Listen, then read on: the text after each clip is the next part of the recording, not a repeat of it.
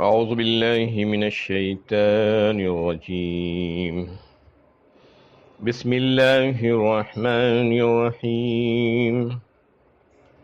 واذكر ربك في نفسك تضرعا وخيفة ودون الجهر من القول بالغدو والآصال ولا تكن من الغافلين.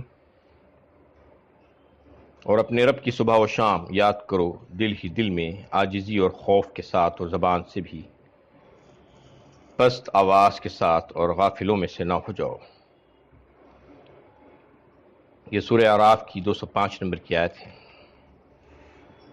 اس سے گزشتہ آیتوں میں تلاوت قرآن کے آداب اور شرائط بیان ہوئے تھے، اور یہ بتایا گیا تھا کہ اگر تم چاہتے ہو کہ تم پر رحم کیا جائے تو تم پھر اس کا ادب و احترام کرتے ہوئے اس کی تلاوت کرو۔ یہاں اس آیت میں ذکر اللہ کی یاد اور اس کا ادب اور اس کا احترام کس طریقے سے ہونا چاہیے،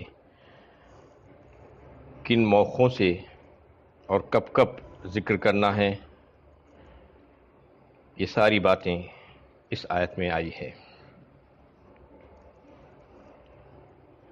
انہیں خلاصتاً یہ کہا جا سکتا ہے کہ اس آیت میں اللہ تعالیٰ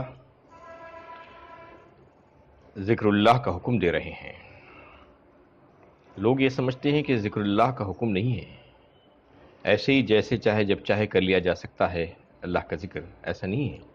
ایسا دیگر عبادات اور دیگر معاملات کے سلسلے میں اللہ تعالیٰ نے حکم دیا ہے، نماز کے بارے میں ہو یا روزے کے بارے میں ہو یا دیگر کاموں کے بارے میں، بالکل اسی طریقے سے ذکر کرنے کے بارے میں بھی قرآن میں کئی ایک آیتیں آپ کو اس سلسلے میں مل جائیں گی کہ اللہ تعالیٰ نے ذکر کا حکم دیا ہے۔ اسی آیت میں ذکر کا حکم دیا گیا ہے۔ ذکر دو قسم کا ہوگا یہاں پر بتایا گیا ہے۔ ایک تو یہ ہے کہ ذکر خفی، دوسرا یہ کہ ذکر جہر۔ خفی کا مطلب ہے کہ آہستگی سے کرنا، بغیر آواز نکالے کے۔ ذکر جہر مطلب آواز کے ساتھ ذکر۔ اب ذکر خفی جو ہے اس کے تعلق سے یہ آیت کے بالکل پہلے ہی حصے میں یہ حکم ہمیں ملتا ہے، وَاذْكُرْ رَبَّكَ فِي نَفْسِكَ، یاد کرو اپنے رب کو اپنی نفس میں، اپنے دل میں۔ اس کا کیا مطلب ہے؟ ذکر خفی میں بھی دو صورتیں ہوں گی۔ ایک ذکر خفی ذکر قلبی ہوگا، اور دوسرا ذکر لسانی ہوگا۔ ذکر قلبی وہ ہوگا کہ انسان اللہ تعالیٰ کا تصور، اس کے صفات کو ذہن میں جمائے، اس کا استحضار کرتے ہوئے اور اس کی طرف توجہ بٹائے، دل ہی دل میں، زبان سے کچھ نہ کہے، یہ ذکر قلبی ہوگا۔ اور دوسرا اس کی صورت یہ ہو سکتی ہے کہ اسماء الہیہ کو زبان سے آہستگی کے ساتھ ادا کرے۔ یہ دونوں صورتیں ذکر خفی ہی میں ہوگی کہ یا تو صرف دل میں توجہ لگا کر اللہ تعالیٰ کی طرف متوجہ ہو جائے، اس کا خیال پیدا کرے اور اس کو یاد کرے۔ دوسری صورت یہ ہے کہ زبان سے اس کلمات کو ادا کرے جو اللہ تعالیٰ کے لیے خاص ہے۔ اب اگر کوئی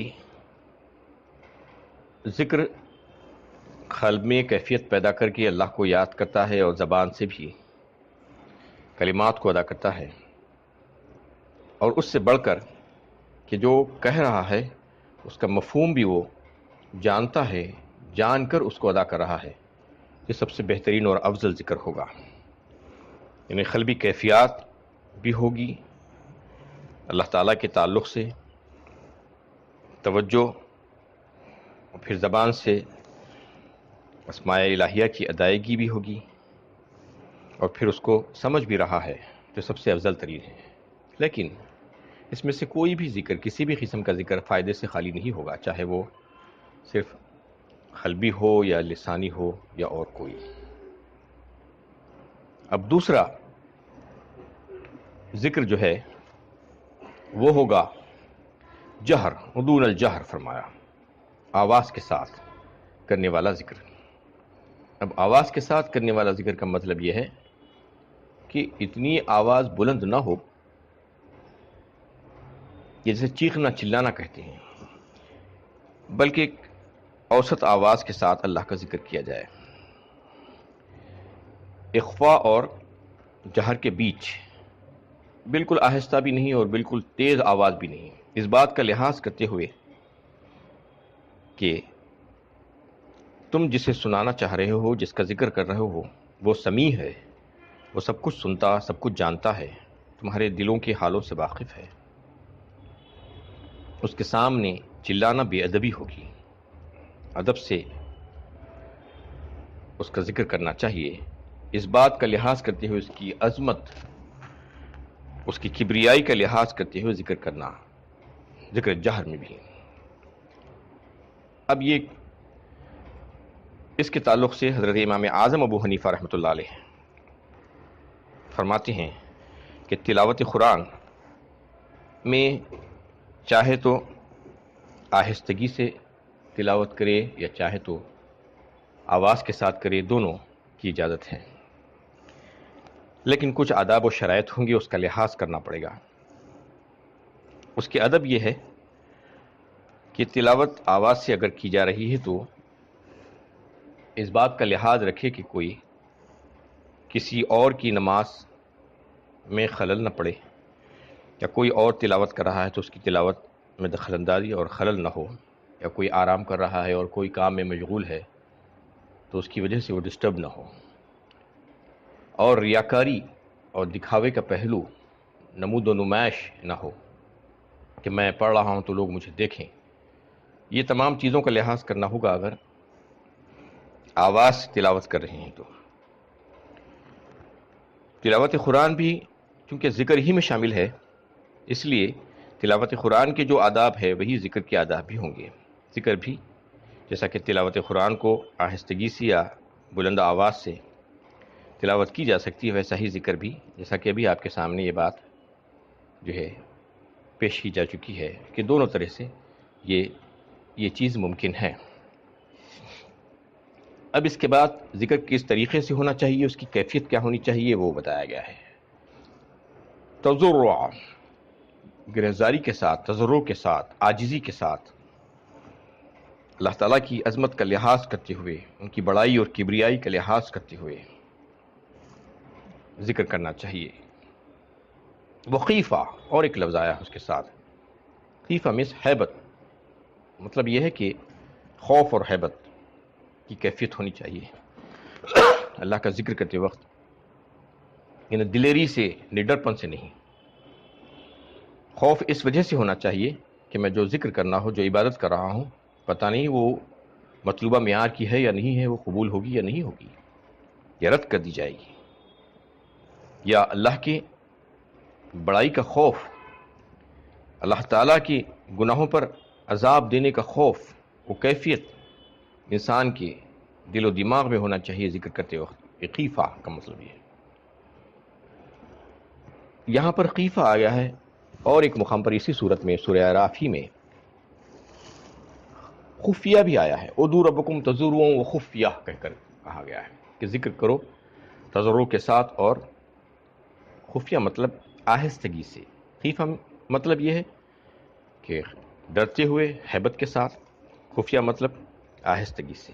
تو آہستگی سے جو ذکر کرنے کا آیا ہے اس آیت میں، تو اس کا مطلب یہ ہے کہ یہ کوئی منع نہیں ہے کہ آواز کے ساتھ ذکر کیا جائے، لیکن بہتر اور افضل صورت یہی ہے کہ ذکر آہستگی سے کیا جائے، کیونکہ جس کو سنانا چاہ رہے ہیں وہ ذات سب کچھ سنتی ہے، سمیع ہے، لیکن اگر آواز سے اگر ذکر کر ہی رہے ہیں تو اس بات کا لحاظ ہونا ضروری ہے کہ کہیں بے ادبی کا پہلو نہ آ جائے بیچ میں۔ عاجزی اور انکساری اور تضرع کو ہمیشہ پیش نظر رکھتے ہوئے ذکر کرنا چاہیے۔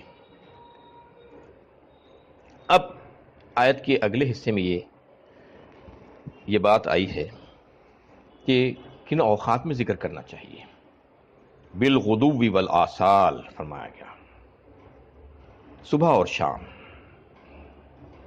صبح اور شام کہنے کا مطلب یہ ہے کہ کم از کم صبح اور شام تو ذکر کرنا ہی چاہیے، لیکن جیسا کہ عام ایک محاورہ اردو میں بولا جاتا ہے کہ یہ انسان صبح سے شام تک لگا ہوا ہے، مطلب کیا ہوتا ہے؟ مسلسل۔ تو مطلب یہی ہے اس کا کہ مسلسل اللہ کا ذکر ہونا چاہیے، اللہ کے ذکر میں کبھی کمی نہیں ہونی چاہیے، رکاوٹ نہیں آنی چاہیے، کیونکہ اللہ کے ذکر کے تعلق سے کئی ایک آیتیں ہمیں ملتی ہے اور احادیث میں بھی اس کی تائید ہوتی ہے کہ اللہ کا ذکر بہت زیادہ ہونا چاہیے۔ الذین یذکرون اللہ قیاما وقعودا وعلی جنوبہم ویتفکرون، فرمایا سورہ آل عمران 4 پارے میں۔ ایمان والے بندوں کی تعریف کرتے ہوئے اللہ تعالیٰ فرماتے ہیں کہ وہ لوگوں کا حال یہ ہے کہ وہ ہر حالت میں اللہ کا ذکر کرتے ہیں، حالت قیام میں کھڑے ہوئے بھی، بیٹھے ہوئے بھی، اور اپنے پہلوؤں پر اور کچھ لیٹے ہوئے بھی، ہر حالت میں اللہ کا ذکر کرتے رہتے ہیں وہ۔ اور پھر اگر آپ دیکھیں تو قرآن کریم میں کسی اور بات کام کے لیے کثرت سے کرنے کے لیے نہیں کہا گیا سوائے ذکر کی۔ ذکر کے تعلق سے سورہ احزاب 22 پارے میں فرمایا گیا، یا ایھا الذین آمنوا اذکروا اللہ ذکرا کثیرا، فرمایا اے ایمان والو اللہ کا ذکر کرو کثرت کے ساتھ۔ ذکر کو کثرت سے کرنے کے لیے کہا گیا ہے، دیگر عبادتوں کو کثرت کے لیے کہیں پر بھی نہیں کہا گیا۔ نماز کو کثرت سے پڑھنے کے لیے نہیں کہا گیا، روزے کثرت سے رکھنے کے لیے نہیں حکم دیا گیا، لیکن ذکر کو کثرت سے کرنے کا حکم دیا گیا ہے۔ یہ اس وجہ سے کہ اللہ کا ذکر جب بندہ کرتا ہے تو اس کا اور اللہ کا تعلق جڑ جاتا ہے۔ اللہ کو یاد کرنا کہتے ہیں اسے، ذکر ہے۔ فَاذْكُرُونِی أَذْكُرْكُمْ، فرمایا سورہ بقرہ 2 پارے میں، تم مجھے یاد کرو میں تمہیں یاد رکھوں گا۔ یعنی بندہ جب اللہ کو یاد کرے گا تو اللہ کا وعدہ ہے کہ میں تم کو بھی یاد کروں گا۔ تم فرش پر مجھے یاد کرو گے تو میں عرش پر تمہیں یاد کروں گا۔ تم انسانوں کے درمیان مجھے یاد کرو گے تو میں فرشتوں کے درمیان ان کی مجلس میں تمہیں یاد کروں گا۔ تو یہ اللہ کا وعدہ ہے۔ تو اس لیے جو جتنا زیادہ ذکر کرے گا اتنا زیادہ اللہ سے قریب ہوتا جائے گا، اس کا مطلب یہ ہوگا۔ تو اس آیت میں، سورہ احزاب کی آیت میں مطالبہ کیا گیا ہے کہ تم ذکر کثرت سے کرو، یا ایھا الذین آمنوا اذکروا اللہ ذکرا کثیرا، اور پھر وہاں پر بھی دوسری آیت میں بتایا گیا وسبحوہ بکرۃ واسیلا، ذکر صبح اور شام کرو۔ مطلب یہ ہے کہ مسلسل ذکر کرو، جب موقع ملے جب ذکر کرتے جاؤ۔ یہی معاملہ اللہ کے نبی صلی اللہ علیہ وسلم اور صحابہ کرام کا رہا ہے۔ اللہ کے نبی صلی اللہ علیہ وسلم کے تعلق سے حضرت عائشہ صدیقہ رضی اللہ تعالی عنہ فرماتی ہیں کہ آپ صلی اللہ علیہ وسلم ہمیشہ ذکر کیا کرتے اللہ تعالیٰ کا، ذکر سے کبھی غافل نہ رہتے آپ، ہمیشہ ہر وقت اللہ کی یاد میں رہتے آپ، یہاں تک کہ آپ بیت الخلاء جاتے تو صرف جتنی دیر بیت الخلاء میں رہتے اتنی دیر آپ کی زبان مبارک ذکر سے رک جاتی۔ یہی وجہ تھی کہ آپ بیت الخلاء سے فارغ ہونے کے بعد جب باہر نکلتے تو غفرانک کہتے، بخشش مانگتے، اپنے رب سے کہتے کہ یا اللہ میں اس دوران جب میں بیت الخلاء میں تھا تو آپ کا ذکر نہیں کر سکا، اس لیے مجھ سے بخش دیجئے، مجھے معاف کر دیجئے۔ یہ آپ صلی اللہ علیہ وسلم کا طریقہ کار تھا۔ صحابہ کرام کو بھی آپ صلی اللہ علیہ وسلم نے یہی تعلیم دی تھی۔ یہی وجہ تھی کہ صحابہ کرام ہمیشہ اللہ کے ذکر میں لگے رہتے ہیں۔ یہاں تک کہ عین جنگ کے موقع پر بھی اللہ کا ذکر نہیں چھوڑتے. صحابہ کرام کی جو کامیابیاں اور فتوحات جو ہوئی ہیں اس کی کئی ایک وجوہات تھی. اس میں ایک وجہ یہ بھی ہے بتائی جاتی ہے کہ اللہ کا ذکر، ان کی زبانیں اللہ کے ذکر سے خالی نہیں ہوتی تھی، یہاں تک کہ عین حالت جنگ میں بھی ان کی زبانوں سے اللہ کا ذکر جاری رہتا تھا. یہ کیفیت ان حضرات کی تھی. تو اس میں جو بتایا گیا سورہ احزاب میں بکرتم و اصیلا کہہ کر صبح و شام ذکر کرو. هو الذی یصلی علیکم و ملائکتہ لیخرجکم من الظلمات الی النور وکان بالمؤمنین رحیما. تو کیا فائدہ ہوگا ذکر سے؟ بتا دیا گیا کہ تمہارا رب تم پر بہت مہربان ہے، تمہارے اوپر رحمت بھیجتا ہے، اور اس کے فرشتے بھی تمہارے اوپر رحمت بھیجتے ہیں، رحمت کی دعا کرتے ہیں تاکہ تمہیں اندھیریوں سے نکال کر روشنیوں میں لے کر آ جائے. وہ تمہارے اوپر بڑا ہی مہربان ہے. اس ذکر کے فائدے اللہ تعالیٰ نے خود بتا دیے سورہ احزاب میں.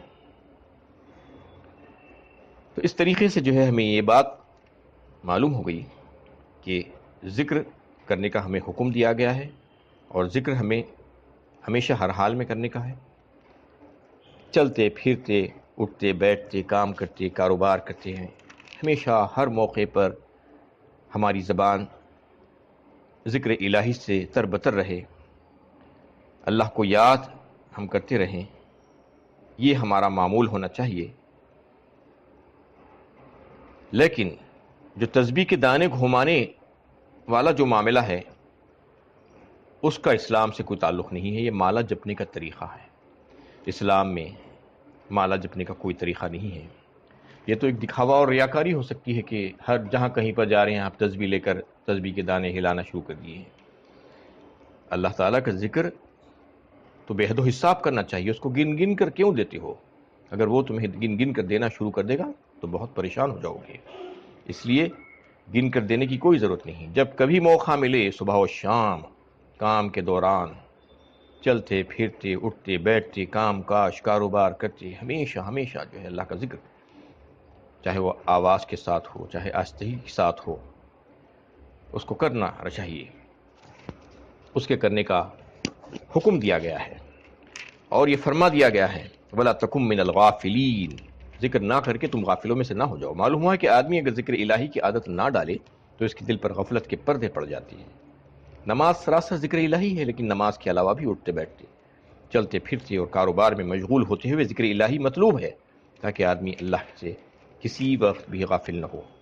سورہ بنی اسرائیل 15ویں پارے میں اللہ تعالیٰ نے ذکر کی کیفیت کیا ہونی چاہیے اس کا تذکرہ کیا کہ تمہاری نمازوں میں تلاوت کس انداز سے ہونی چاہیے. وَلَا تَجْهَرْ بِصَلَاتِكَ وَلَا تُخَافِتْ بِهَا وَابْتَغِ بَيْنَ ذَلِكَ سَبِيلًا. فرمایا تمہاری آوازوں کو تم نمازوں کے دوران، تلاوت کے دوران نہ اتنا پست کر دو کہ سنائی نہ جا سکے، اور نہ ہی اتنی بلند کہ چیخنے چلانے کی جیسی آواز ہو جائے، بلکہ ان دونوں کے درمیان والی آواز کیفیت تمہاری ہونی چاہیے، اخفاء اور جہر کے درمیان. ایک دفعہ حضور صلی اللہ علیہ وسلم رات کے وقت میں باہر تشریف لے گئے اور حضرت ابوبکر صدیق رضی اللہ تعالیٰ عنہ کے مکان گئے. دیکھا کہ حضرت ابوبکر صدیق نماز میں ہیں اور بہت ہی پست آواز میں تلاوت کر رہے ہیں. وہاں سے آگے بڑھے، حضرت عمر فاروق رضی اللہ تعالیٰ عنہ کے پاس پہنچے تو دیکھا کہ بہت ہی بلند آواز میں تلاوت کر رہے ہیں. جب واپس آ گئے صبح میں وہ حضرات حاضر خدمت ہوئے تو پوچھا کہ اے ابوبکر تم اتنی پست آواز میں تلاوت کیوں کر رہے تھے؟ تو انہوں نے عرض کیا کہ یا رسول اللہ، میں جس کو سنانا چاہتا ہوں وہ تو سن لیتا ہے، بس میرے لیے کافی ہے. حضرت عمر سے پوچھا گیا کہ تم اتنی بلند آواز میں کیوں تلاوت کر رہے تھے؟ تو انہوں نے کہا کہ ایک تو نیند کا غلبہ اس کو بھگانے کے لیے، دوسرے شیطان کو بھگانے کے لیے میں بلند آواز سے تلاوت کر رہا تھا. اس پر آپ صلی اللہ علیہ وسلم نے حضرت ابوبکر صدیق سے کہا کہ اے صدیق، آپ اپنی آواز کو تھوڑا سا بلند کیجیے. حضرت عمر سے فرمایا کہ تم اپنی آواز کو تھوڑا سا پست کرو. ولا تجہر بصلاتک ولا تخافت بها وابتغ بین ذلک سبیلا، دونوں کے درمیانی راہ اختیار کرو۔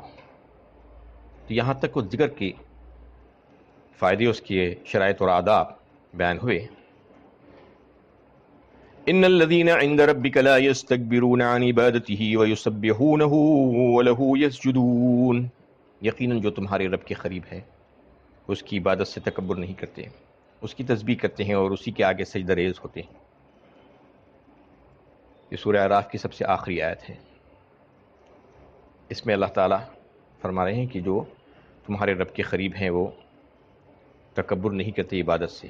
رب کے قریب سے مراد فرشتے ہیں، اس کے علاوہ بھی بعض مفسرین کی رائے ہے کہ انبیاء علیہ السلام اور صالحین بھی رب کے قریب ہی مانے جائیں گے، اس لیے کہ وہ لوگ بھی اللہ کا تقرب حاصل کرنے والے لوگ ہیں، تو وہ سب اس میں شامل ہیں۔ ان کے تعلق سے اللہ تعالیٰ فرماتے ہیں کہ وہ تکبر نہیں کرتے عبادت، مطلب یہ ہے کہ وہ عاجزی اور انکساری سے عبادت کرتے ہیں اور اپنی عاجزی کا اظہار کرتے ہیں عبادت کرتے وقت، اپنی بڑائی کا تصور بھی ان کے پاس نہیں آتا۔ اور پھر سجدے کا ذکر آیا ہے، یا پھر تسبیح بیان کرتے ہیں اور سجدہ ریز ہو جاتے ہیں۔ سجدہ کہہ کر یہاں پر یہ کہنا مراد ہے کہ نماز، کیونکہ سجدہ ایک اشرف ترین رکن ہے نماز کا، اس لیے سجدے کا بیان کر دیا گیا۔ اس سلسلے میں ایک روایت حضرت ثوبان رضی اللہ تعالیٰ عنہ بیان فرماتے ہیں کہ ایک دفعہ ان کے پاس ایک شخص آیا اور آ کر ان سے دریافت کیا کہ بتائیے تو صحیح کہ جنت میں جانے کے لیے مجھے کیا عمل کرنا ہوگا۔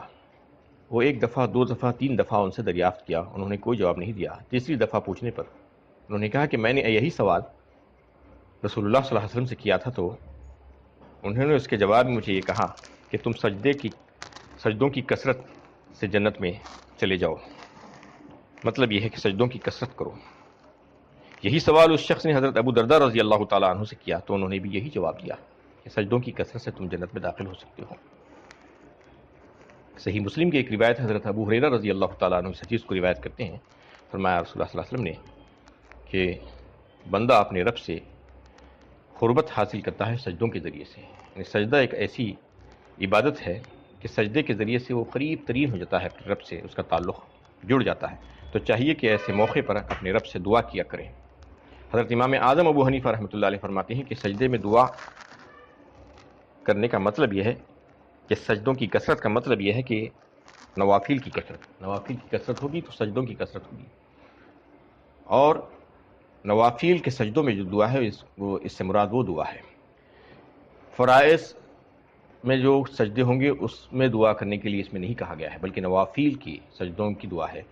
ہاں چاہے تو الگ سے سجدہ کر کے بھی دعا کی جا سکتی ہے، اس کی بھی اجازت ہے۔